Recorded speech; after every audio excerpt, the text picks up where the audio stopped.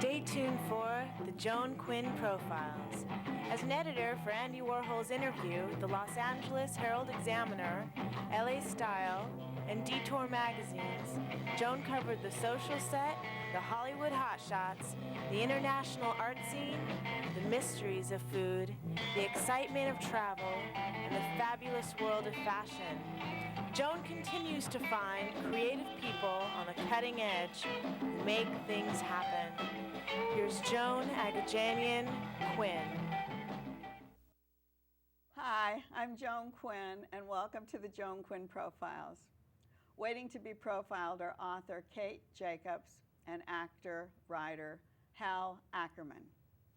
Born and raised in Canada, author Kate Jacobs went to boarding school in Victoria, British Columbia, earned a Bachelor of Arts at Carleton University in Ottawa, and a master's from NYU. Did your career thoughts go any further than journalism when you finished school? Well, they absolutely did. In fact, journalism is what I did after I told my parents I wanted to grow up and become a writer, and they told me that all writers starve to death. Oh, that's right, but journalists starve to death too. Well, they can. But at least, someone will pay you to write stories about people. And so that, I thought, this is a way to write for a living. But always, I wanted to write fiction. I wanted to tell stories. So when you were writing for magazines, you wrote for women's magazines? I did. I started at Red Book magazine, and after that I was at Working Woman, then I was at Family Life, and then I was at the website for Lifetime TV. All of those are places where I wrote stories about women and for women.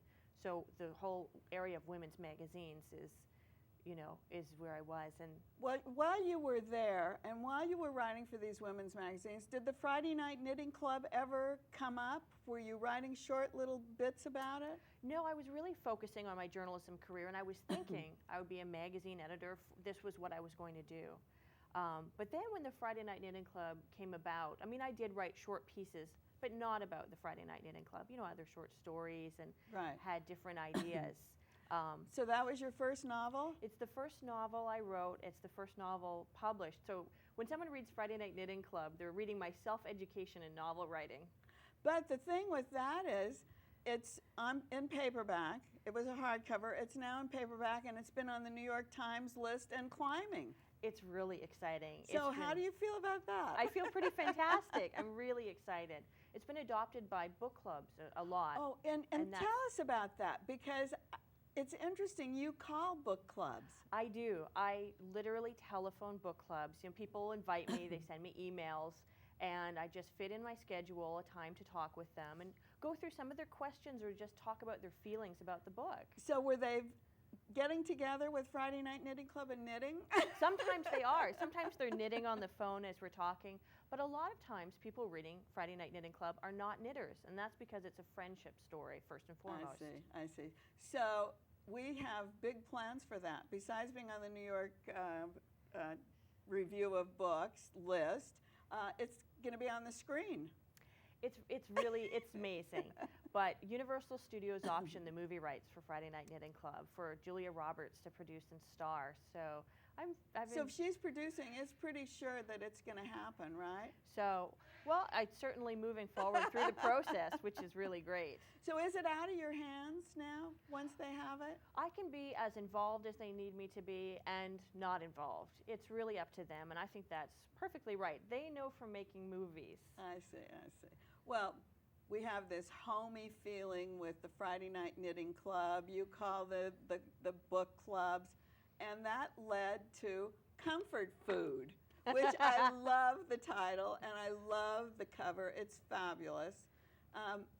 This is also inspired by your working in women's magazines, I think. Really, it is. My background in the terms of, writing stories for women, I want to write things that we can all relate to, that make sense for us, and characters that we can find ourselves in. So, Comfort Food is about a woman who hosts a TV cooking show. It's about her personal and professional challenges and, how she learns through the course of the book to really sort of savor every bite of life. So why a foodie novel? It's very trendy now.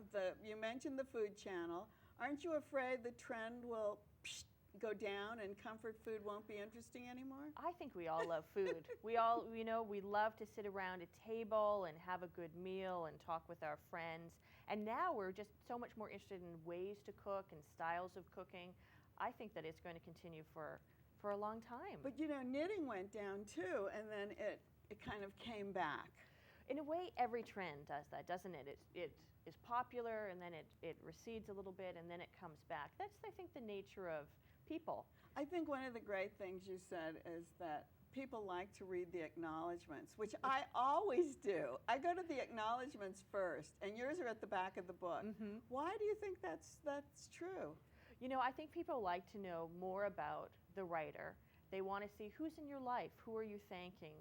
Often people mention family and friends, and you really get a window actually into some of the dynamics of their life. Well, everyone always says, I had the best editor. I mean, everyone in New York is the best editor. I don't get it. Well, I don't know, because my editor is the best editor, so the rest of them are just saying that. But how does that happen? I mean, with every author, there's Mhm. just one editor that works with you? You have a main editor, much like when I was at a magazine and I would work with writers and I would be their main editor. In the book world, you do have a main editor, and she's your line editor. She's the person that goes through the book first off, and What do? You turn that into her? Or you I turn do. in the idea? What do you do first? well, she and I, we talk about ideas, but then I go off and I write. She knows in general what I'm writing, and then I produce, give her the manuscript, and she gives it a read and brings her feedback, and then we take it from there. But you were lucky because you already had a book, right? So you were able to talk to an editor about Well, your next book? It's the same editor. The same editor from Friday Night Knitting Club is the editor for Comfort Food, and she's the editor for my next book, too. So how long did it take you to turn comfort food into her, just to read? Would you turn in an outline? We talked about a proposal and some ideas. I turned in a very general proposal, and then I went off and really began developing the characters and thinking about the story. And it took me several months to outline it and then to write it. But once I start going, then really I am right into it, day and night. So it's I not really like get into the spirit having of it. a baby. It's not a 9-month process. Some people say, some writers do say that. Well, I haven't been lucky enough to have kids, but it is, you think of your books like your children in a way. That's why. So I love also the title. It's very down home, and comfort food we all love. Is comfort food the same to everyone? The same food?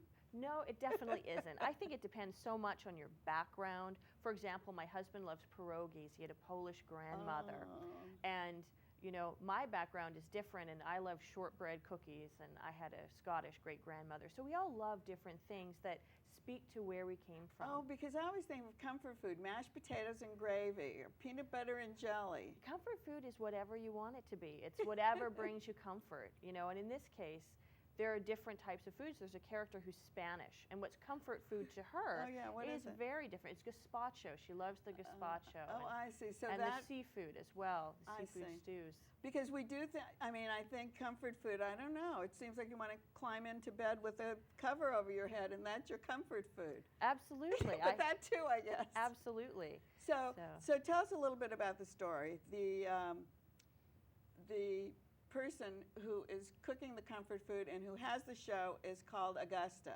Yes. She's 50 years old. She's 50 years old, and she's not so sure how she feels about it. Is she over the hill? She is not over the hill. In fact, I think she's really just beginning. Good. She is coming into full bloom. She really is embracing herself. She learns to be more confident than ever throughout the book. But what happens is her people at the Food Channel don't think so, and they bring in this va-va-voom Carmen. They certainly do. Her ratings, they're static, and so they want to shake things up, and they bring in someone younger. They think that's the solution. So is she kind of like Martha Stewart, and worrying about Nigella or Padva coming up behind her? Absolutely. She is. Absolutely. I mean, she's like that. But in any industry, don't we worry about the people that are coming behind us? And the trick, of course, is to carve out our own niche and find her place. But do you think Julia Child worried about anyone coming up behind her? I read Julia Child's memoir and loved it. I don't think she worried about a thing. She just had that spark. She started it. That's right. And here I am. And she was really all about the food. I mean, she believed in bringing French food to America, and she did it. The thing in the book is there are no recipes, but I always feel like I'm in the kitchen with you, and per se, nothing written line for line, but you talk about fluffy eggs and baking cake and blanching baby carrots. Do you do those things? So sometimes I do. Yourself? Yes, sometimes I do. You know, I cook more now than ever. I'm not a gourmet. I'm a home cook, definitely. But we all like to make, I think, a nice meal. And you bake a lot in this book, more than other. Well, I like to bake, actually. I do like to bake. I always have. So do you think a baker makes a good cook, or a cook makes a good baker? They're actually kind of different in the sense They that are. baking really is a science. You have to follow the recipe exactly, and in cooking, you can kind of go off and be creative in different ways. That's how I feel, because I'm not a baker, but I love to cook. And so when you're going, you have to heat the butter so much, and then you put the eggs in. Exactly. It won't work if you don't follow the instructions. But those are the instructions you're giving. Absolutely. Yes. So absolutely. When you're baking, I mean, that's what you need to do. And in terms of recipes, I have a lot of recipes based on the recipes they make in comfort food. Some of them are family recipes, which is why I'm describing them in such detail. Oh, yeah. And then, you know, I plan to put them on a website, and people can go and look at them and find those recipes? That's right. Yeah, because you talk about baking, the chocolate cake, the birthday cake. That's how you start this whole thing. And, you know, my mother's chocolate cake, every birthday we would have it. And, you know, that is a recipe I'm going to share on the website. Well, before we leave, knitting, homey, comfort food, homey. What can your third book be that says homey? So my third book could be anything, and I'm pretty excited, actually. I'm working on it right now. I hope to explore all sorts of areas, not just the domestic realm, but all aspects of women's lives. We've got a lot to say. I know. I want it to be homey again, though. Will it be? I'll keep that in mind, Joan. Okay, thank you.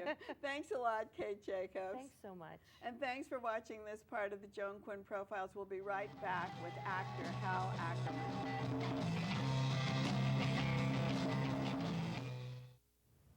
Hi, I'm Joan Quinn, and welcome back to the Joan Quinn Profiles. Writer-actor Hal Ackerman is the co-chair of the UCLA screenwriting program in the Theater, Film, and TV School. As a playwright in the late 60s, we saw many of his plays performed on the off-Broadway circuit. So Hal, tell us about that. Was it different? Were the good old days when you could get your things on the boards? Well, it was a very, very exciting time for theater in New York. I had quite a few plays that were on there. One that brought me out here was it was during the Vietnam War days, and I wrote one of the early anti-Vietnam War plays. And, in the 60s? Yes, indeed. Yes. It was called Hurry, Mommy, the War is On, and it was about the beginning of live television coverage of the war, because it had never been done before. So it was a very dark kind of comedy, and I was sure that the anger and ire that the play would incite would end the war immediately. And sure enough, 8 years later. Right away, right? The power of theater. But was it easier then? Did you know more people who were working in the industry, or it was easier to know more people? Well, off-Broadway you would not really call the industry.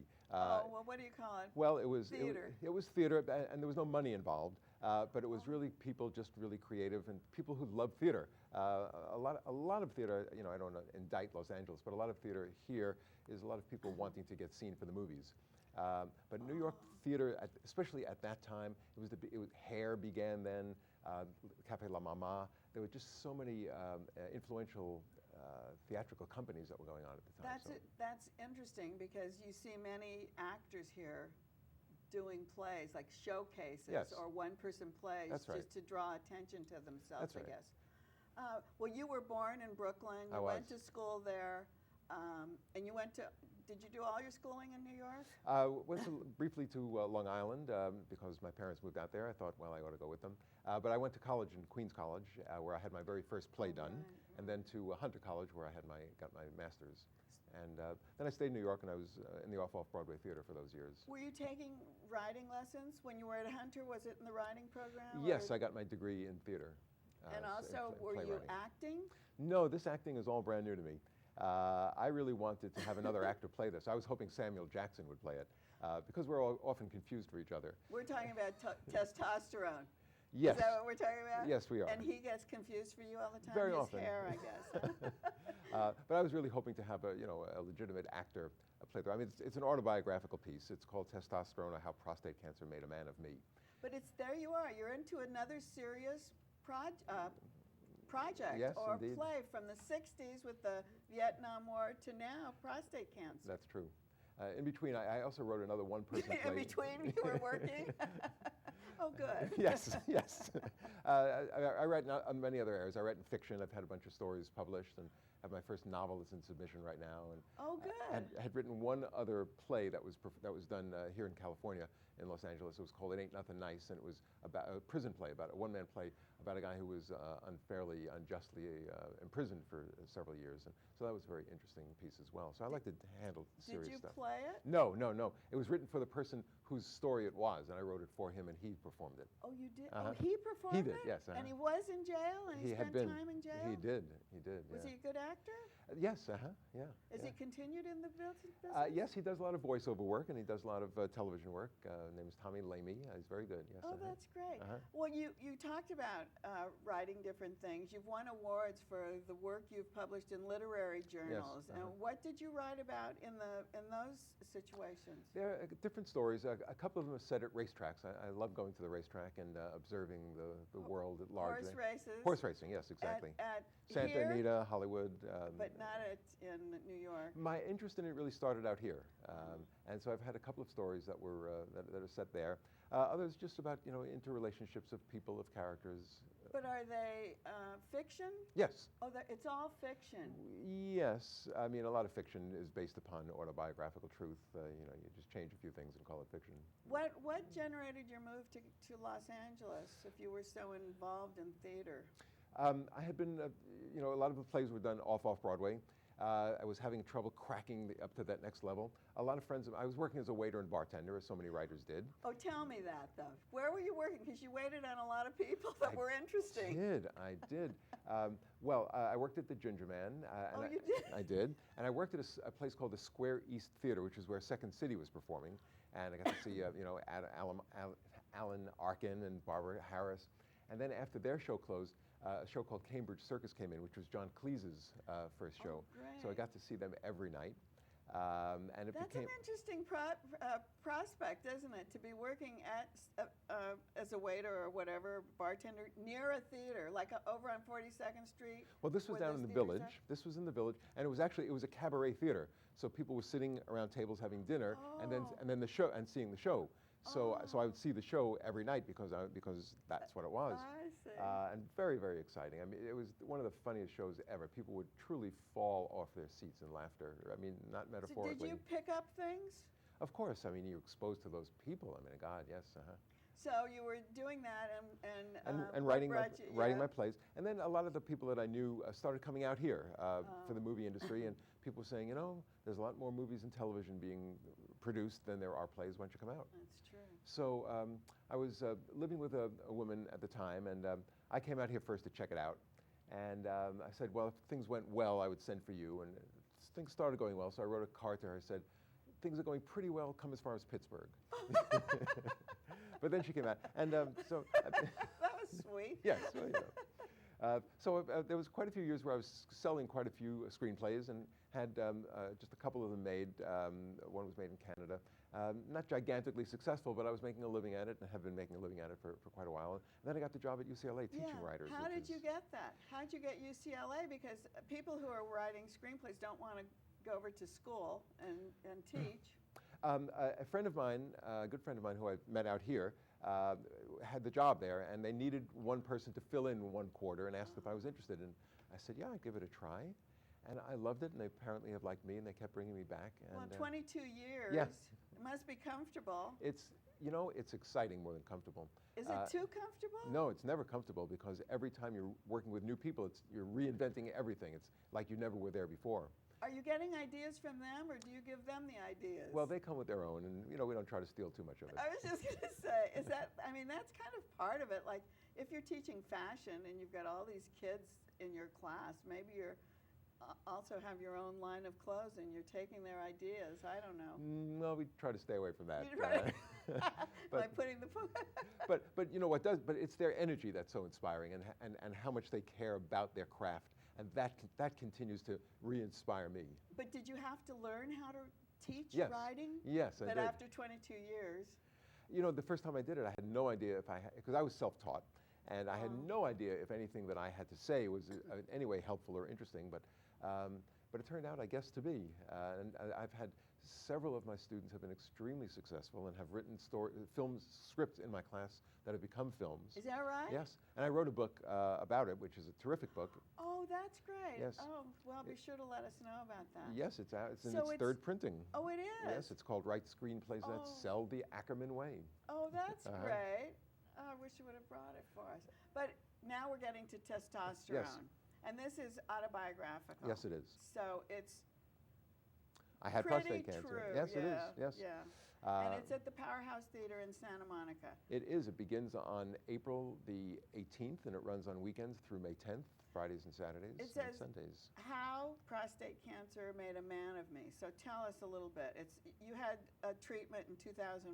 Yes. You know, it was shocking to be somebody to sit in his office and look me in the eye and say, Hal, you've got quite a bit of cancer there. It's words that resonate in your brain. And, you know, you don't know, A, whether you're going to live. It is, I mean, every year 200,000 men are newly diagnosed with prostate cancer. Every year 30,000 men die of it. It's the largest, it's the leading cause of death among men. So did you start researching it?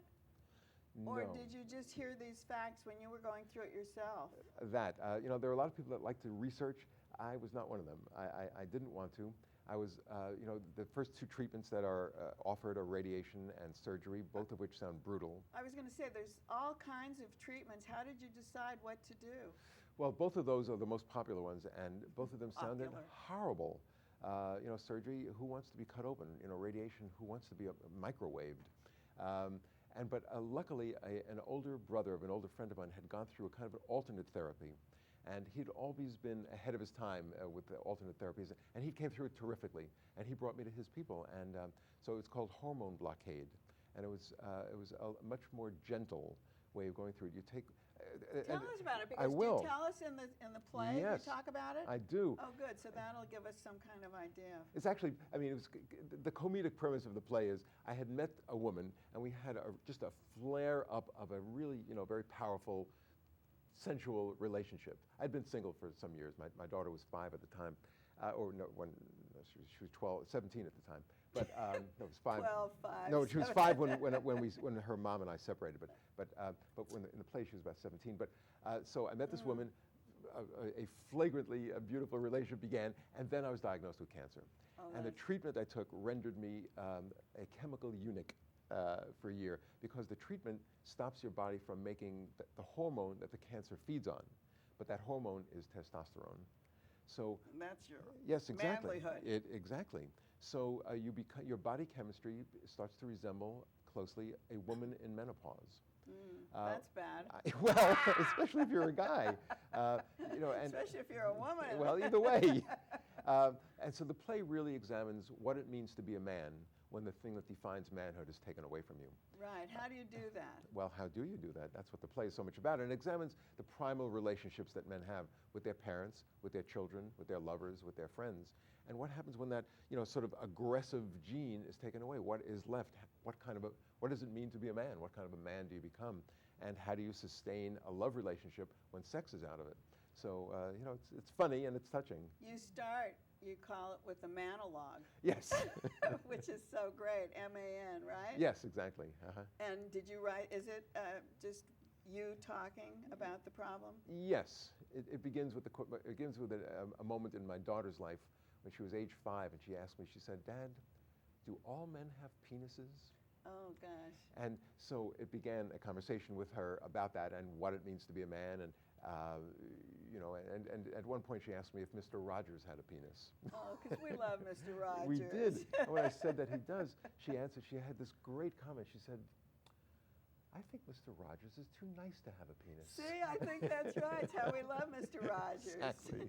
So you wrote this and you acted in it. Why did you need a director? Michael Arabian's directing Michael it. Arabian is a fantastic director because I'm not an actor. But you're acting in it. Well, so to speak. He says it's very, quoting Michael, that it's very courageous subject matter. And so I think he's gotten into it, and then he has to get your take, writing it, and making you act the way you wrote it, I guess, huh? Well, to act it better than the way I wrote Oh, it. I see. And it's, you know, it's a theatrical production. It is for an audience. And when it was originally written, it was as a prose piece. So, you know, the question is, how do you theatricalize when something that is all just verbal? And so, you know, some of the words are cut out. Some of the things have become scenes rather than just narration. You wrote it for AARP magazine, I wrote and then it- kept making it better and better, or Well, longer and longer? Well, or I hope what? it was both. I originally wrote it as a prose piece. It was published in one of the AARP magazines called My Generation, that is now unfortunately defunct. But My Generation was for the younger, like a decade I younger. see. So it was originally prose, and then I began to adapt it as a theatrical piece. Well, would you call it entertainment or just academic? Definitely not information? academic. Definitely not academic. No. Absolutely entertaining. Okay. There's 2 other actors in it. They're stupendous. It's a great theatrical evening. I think one of the things that was interesting is when you list the prices, there's a discount for cancer survivors. Yes. That's wonderful. We got to get something out of it, you know. Isn't that great? So it's at the Powerhouse, and we thank you very much for being with I'm us. so pleased to be here. Thank you for inviting me. Thank you. And thank you for watching the Joan Quinn Profiles. Email me at jaquinn1@aol.com, JAQUINN, the numeral 1, and keep writing to 777 South Figueroa, 44th floor, Los Angeles 90017. We'll see you next time on the Joan Quinn Profiles.